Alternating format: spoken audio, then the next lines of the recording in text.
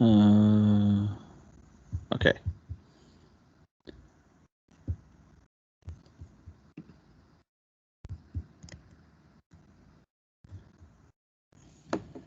All right. So what we have is only one objective for today, and that is a review for the test. So what I have here is the solution from a practice test. So that's for a quick rundown of things that you should be able to do, which is what the practice test is meant to convey, and what types of problems that you can expect. As a reminder, 7 problems in total. Graduate students have to work all 7 of them. Undergrads can choose any 6. Okay, so first problem is about classification of PDEs. Is it parabolic, elliptic, hyperbolic? Okay. Sorry, I'm just getting some other documents in front of me to make sure I'm conveying the right information. Okay. Second problem is about formulating initial boundary value problems for different types of boundary conditions. So from those early lessons, I suggest reviewing those different types of boundary conditions, like for example, specifying the temperature at endpoint as opposed to temperature of a surrounding medium. Those are different conditions, and unlike the problems in the text, if there are certain generic coefficients that are called for, I will make that clear. So basically, what I'm looking for is, are you having the correct initial conditions and boundary conditions for your IBVP?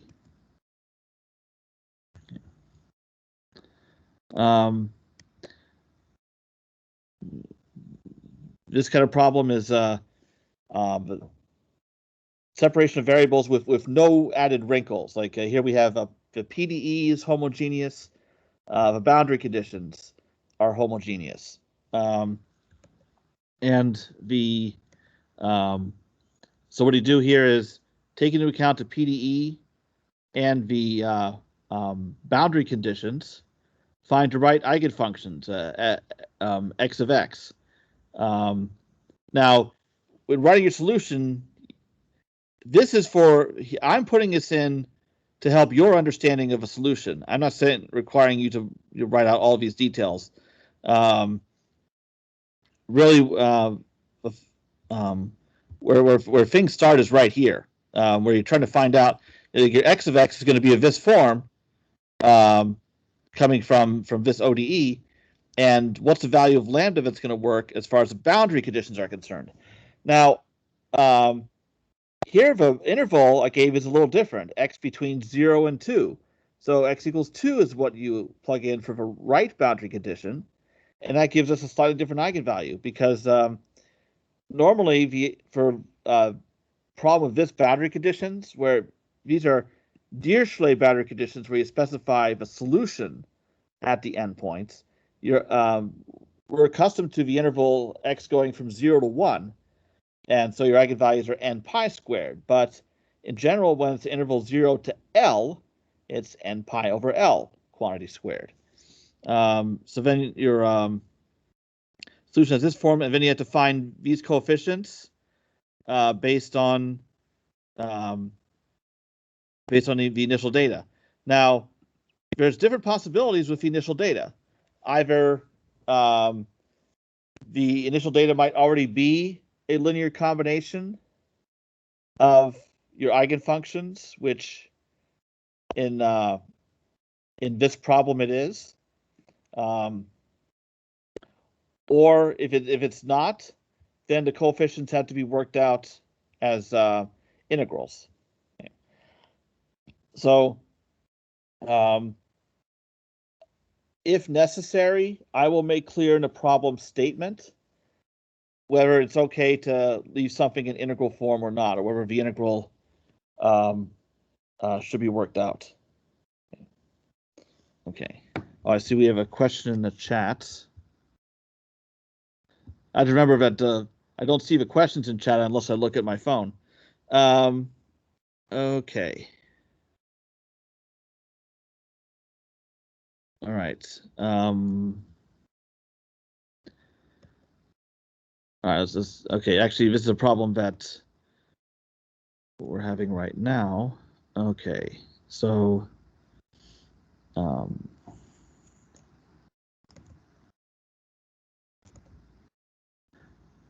okay.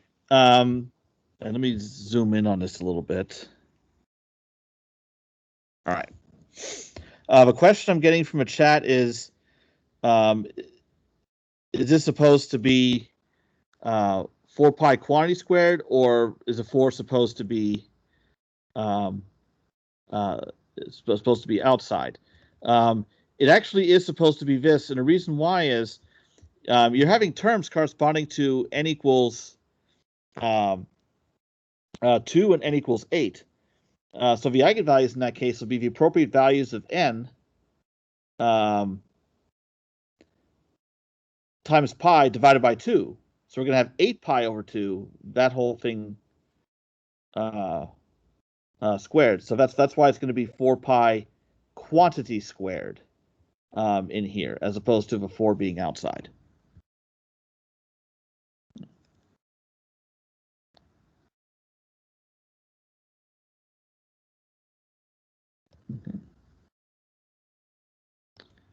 Just as we have a 4 pi x in here. So whatever is multiplying the x in here is what should be squared right here. Okay.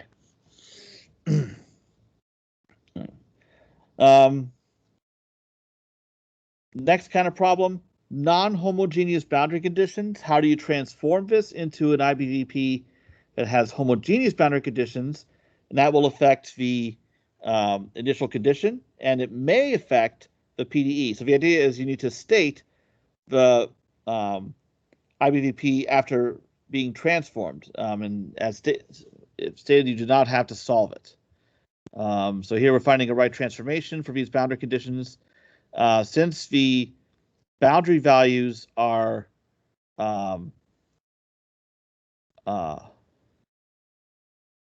constant, then in this problem, s is just a function of x only, and it's a linear function of x. So the PDE ends up not changing. It's just ut equals uxx all over again.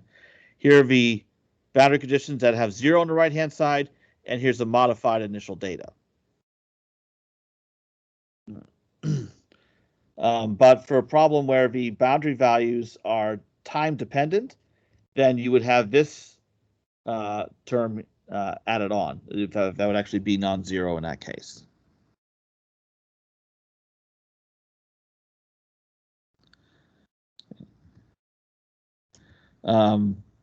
Here's a problem with a non-homogeneous PDE instead. So this goes to lesson 9 that we've recently been working on. So what you do is you need to use the method of eigenfunction expansions. So you work on the homogeneous version of a PDE first, and that gives you your eigenfunctions. Now, in this case, look at the boundary conditions. It's du dx is equal to 0 at x equals 0 and x equals 1. That tells you it's cosines. When it's du dx at both ends, that's cosine. So those are your eigenfunctions and eigenvalues in that case. So then what's needed is to take eigenfunction expansions of your solution, and you're going to solve for un of t. And you'd also take eigenfunction expansions of your source term in your PDE and your initial data. Here it's one of those that works out nicely, but you can find your f values and b values just for certain values of n. And this gives you your ODEs for un of t that you solve, and it's best to break it down by different values of n that give you different PDEs. For example, when n is equal to 1, then we have this b term here. And only then. Here, when n is equal to 2, we have this term in here, but only for that value of n. And then you construct your overall solution once you have these by multiplying each un of t by its corresponding eigenfunction and adding them up.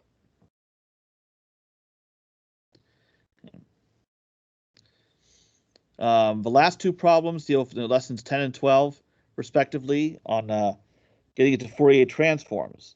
So here we have, because it's u that's specified at the boundary x equals 0, you're going to use a sine transform. If it was du dx, then it would be cosine.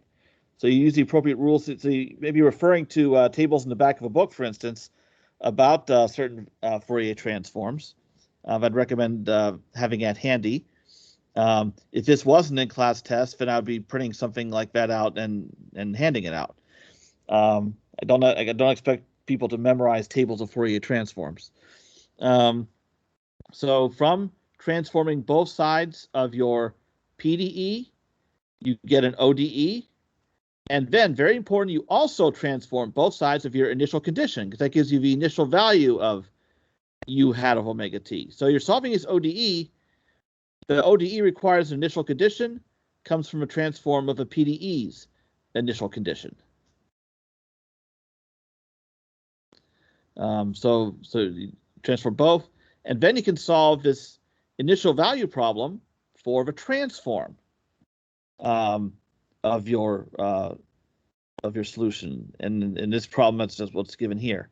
Then you do the inverse transform. It's stated in the problem that it's okay to leave the answer as an integral. So that's something that I will clearly state one way or the other as to what's expected for the final answer.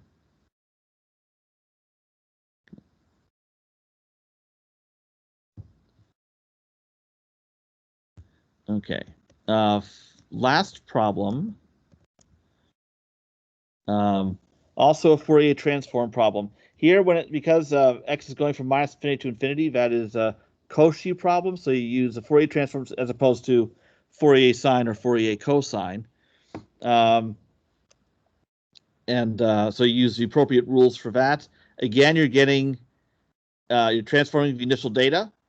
So you have an ODE for u hat of omega t, and the transform of the initial condition gives you the initial value for that ODE. So then you go ahead and solve that ODE, plug that into the formula for inverse Fourier transform, and that gives you the solution. All right.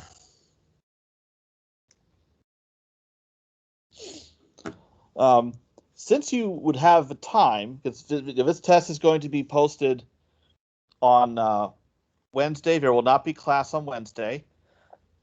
I will send a Canvas message to everyone to inform you that the test has been posted. It is due at 11:59 p.m. on Friday. So what I would suggest, if you can, when you're working these problems out, once you have an answer, go ahead and check it. You had some early homework problems where you're verifying a given function is a solution of a given PDE. Go ahead and check. Take a derivative with respect to t or x.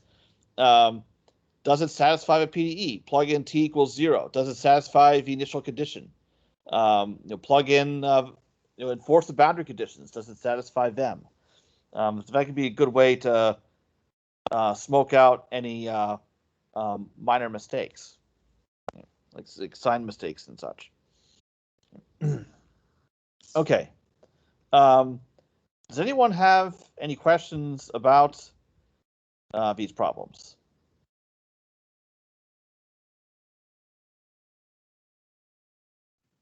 I have a homework question.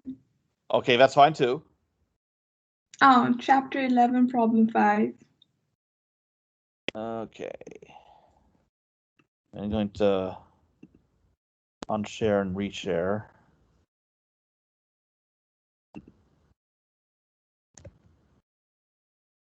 Okay. 11.5.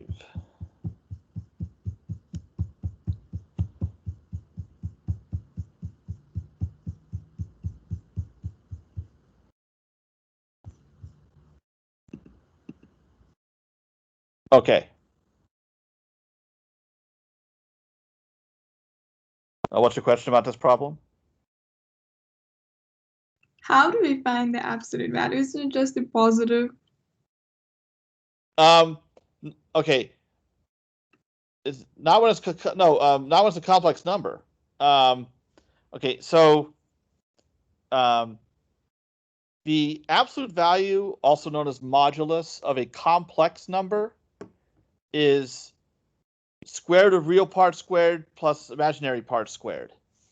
Now, when it's written like this, 1 over 1 plus IC, you can't really express it easily in terms of real part plus I times imaginary part. So the way that you handle that is, and I'll type it in here. Okay.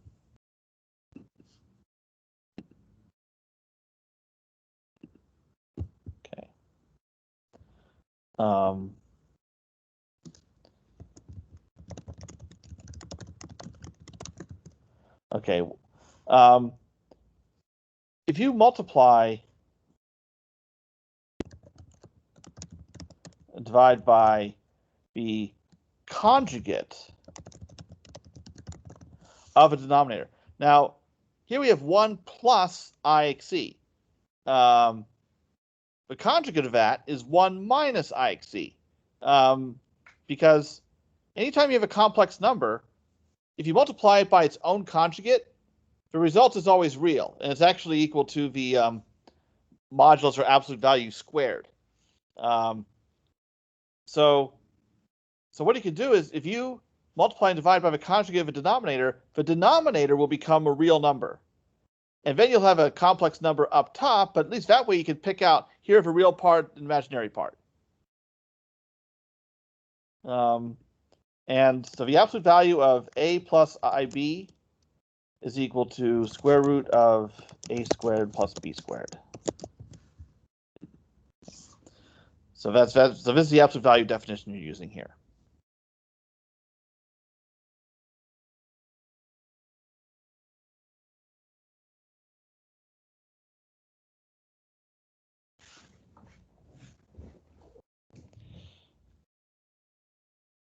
Thank you. All right. Any other homework or test? While you're on lesson 11, Yeah. Can you go to number 2? Okay. Okay.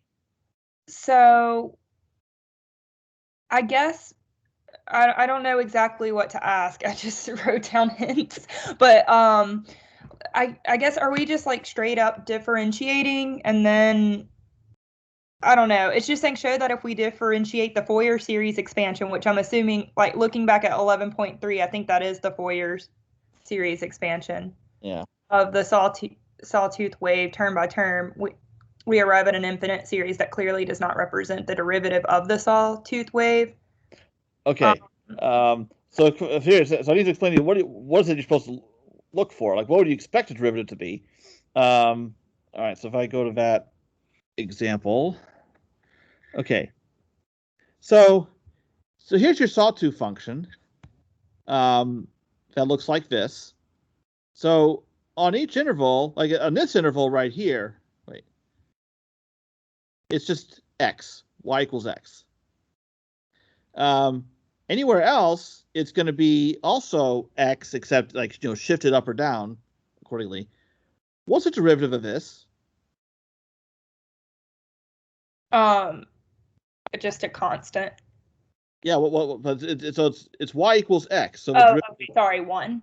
Yeah, well, you're right. It was a constant. It's 1. So the derivative on each piece, like between jumps, should be 1. But then you go ahead and look at the Fourier series, So the question is, once you take a derivative of that, can you somehow relate that to 1 at all? Or because I mean, you think that's what you would get, at least for x between minus pi and pi. Uh-huh. Yeah. Okay. Yeah. So we're comparing Yes. the derivative of the Fourier series to, I guess, essentially that graph. It's a derivative of this. The derivative. Oh yeah, not the graph itself, but the derivative of the graph. Yep. Okay. Thank you. I'll have another homework question later, but I'm going to let somebody else ask one first if they have one. Okay. Oh, so you already have it queued up, but you're waiting? Yeah, I have a little sticky note for Okay. my homework question, so I'm going to wait first and see if anybody else wants to go first. Okay, well, does anyone else want to go first?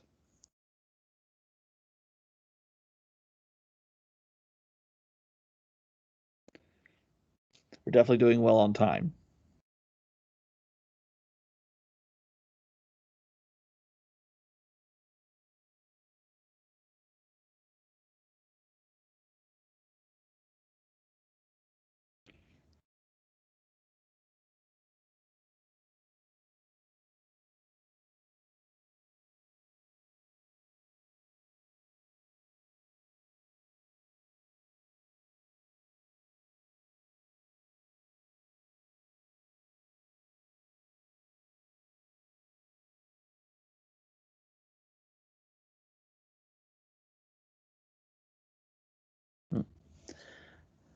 All right, Walker, I guess you're up again.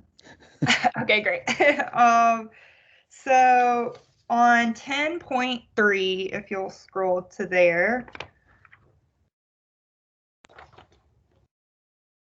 when I finished my problem and I looked at the back of the book,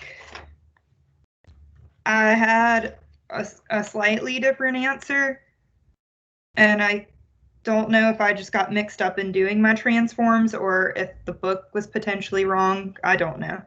Okay.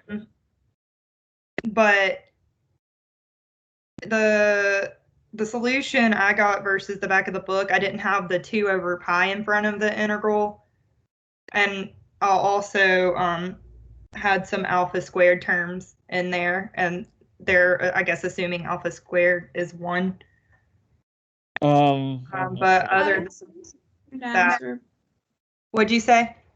I also got a different answer, but I do have a 2 over pi. Yeah, this question come before. Yeah, the book is wrong. There should be a 2 over pi in front of your integral. There shouldn't be? Should. Oh, okay. Well, that's what the book is saying, yeah. Oh, wait, hold on. Wait. Oh, sorry. Let me. Now I'm managed to confuse myself. Oh.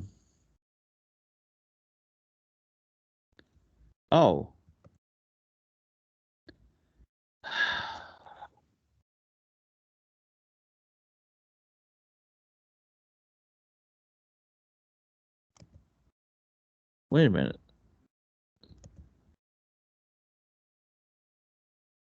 Oh, okay. I'm sorry. I've been asked a question about this problem previously, where there's a comparison with a solution manual as opposed to answers in the back of a book. And apparently the solution manual had only a 2. Oh, I don't even think I had a 2. Okay. Okay, I apologize for the confusion, but apparently the back of a book and the solution manual even disagree. So, okay. So, all right. Let me go back to the problem here. No, because I remember getting a question about this and having a 2 over pi come up, and so I was going back to that email. Okay. This big book takes forever to scroll through. Okay. So what happens is, okay, is when you take the transform, h of 1 minus x. And since you're using the cosine transform, and if you look at the formulas for that, okay, so here I'm looking for cosine transform, because once you find a transform your solution, then you're using this integral to go back. So now if I take a look at the Fourier cosine transform table, okay,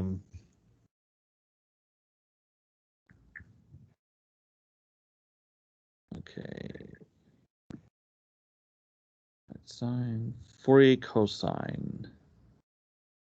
Okay, here is where that factor comes from, the 2 over pi.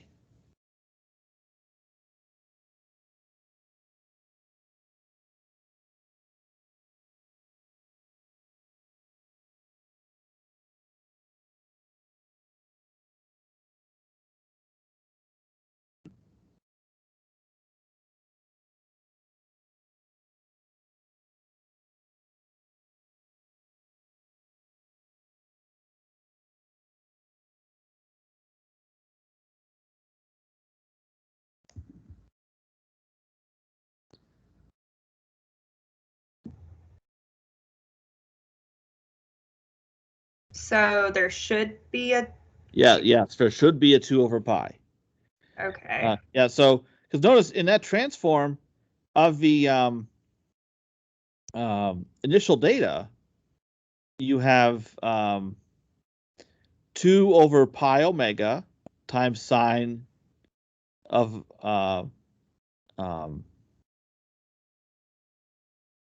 okay,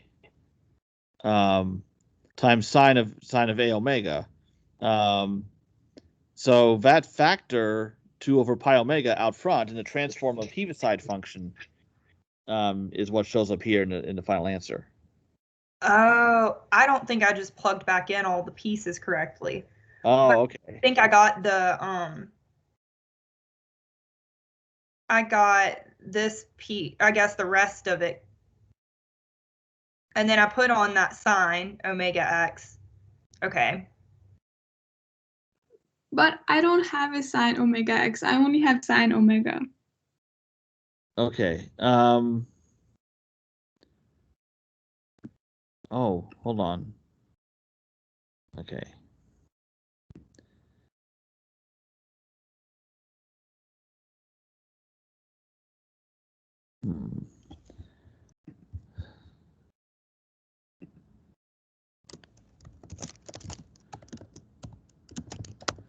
Okay, this is getting extra weird here. Yeah, because this. All right. So go back to the problem. All right. First, I'm going to make note of the solution claimed here. I think what I'm going to have to do is just step through this thing a little more closely. Okay. All right. So 10.3.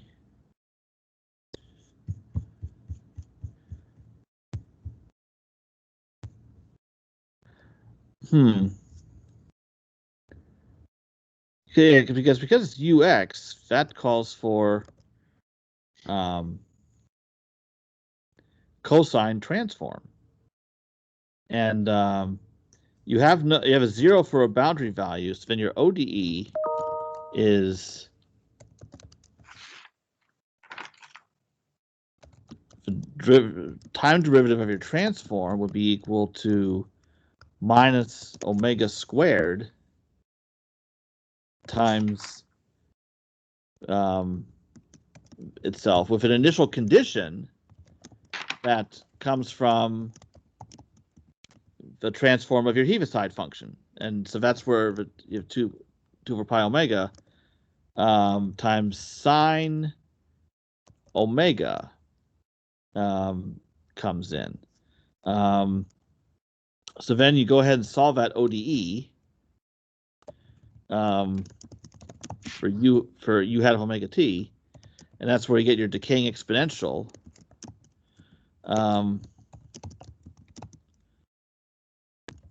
And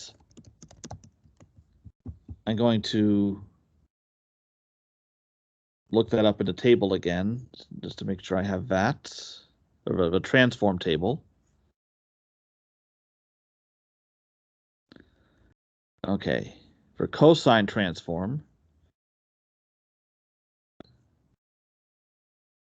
Oh, this is interesting. I see what they're doing. Okay, hold on.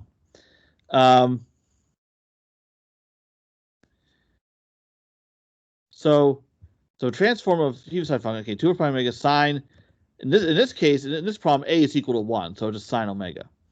Okay, now they said use either the sine or cosine transform. Now, if you use the sine transform, let's go to that in the table. You get that, and then you would take this times your decaying exponential with a equal 1, multiply that by sine omega x, and integrate, and that's your inverse transform. Now, so evidently what they did in the back of a book is they used the sine transform. And that's why you have this factor in there. You get a 2 over pi regardless.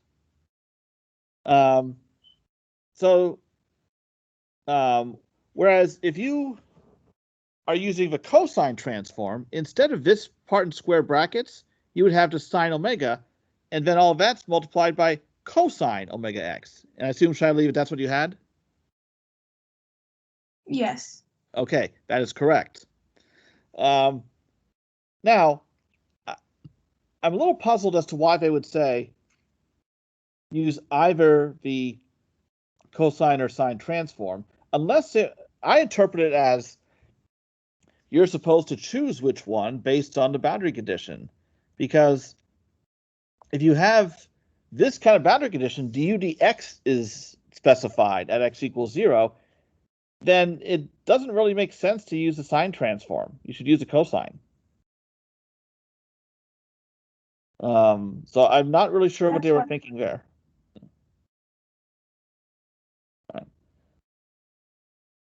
All right, so Walker, since you originally asked, hopefully this didn't exponentiate your confusion. I don't think so. I think it mostly cleared it. This might be a silly question, but why is alpha squared not in the solution too? Like, why is it assumed to be 1? Oh, all right. Oh, so if I go back to the problem, the problem itself has an alpha in there? It does in the original, yeah. Oh, okay. So yeah, that's wrong on their part. Okay, So, I said alpha squared in there. Yeah, so in a decaying exponential, there should be an alpha squared.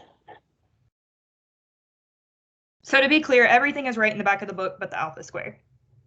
And the x in the sign at the very end. It should be cosine omega x instead of sine omega x. Okay. Oh, and there needs to be an x in the cos. Okay.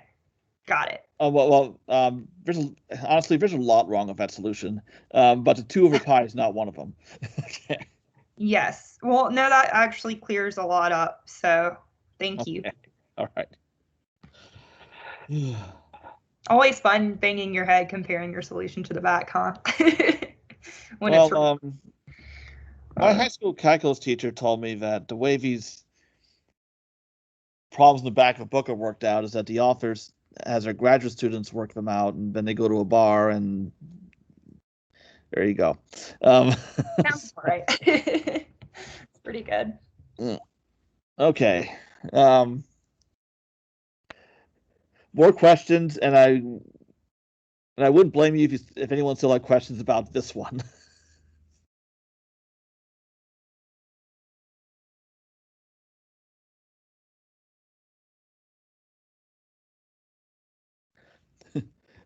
by the way. This right here, definition of Heaviside function, also wrong. But like this would not produce this graph, but this does. So this part at least is correct, that it matches with the graph. So yeah, I think whoever wrote the solutions had a few too many.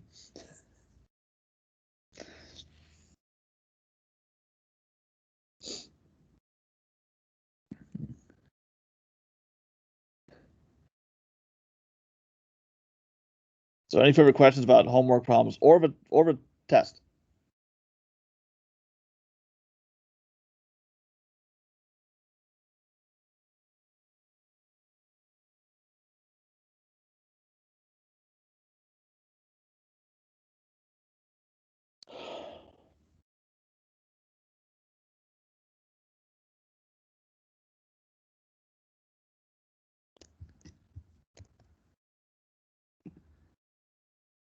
Oh, I see that a few more people showed up in the meantime. That's good.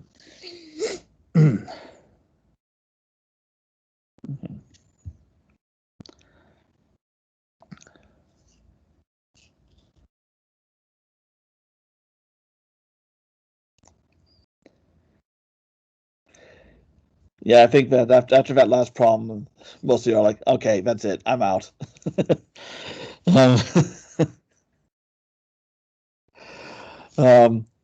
Okay. Well, if anyone has any questions about the practice test, feel free to shoot me an email. So that it get cleared up before the test comes out. I did find a typo of the d over dt was formatted improperly, but not an actual mathematical error, but more of a formatting error. Okay, so apparently I'll have to be lenient in grading 10.3. So okay, so I'll stop recording at this point, and so when I post the test, watch for a Canvas message, and then you'll know that it's out there.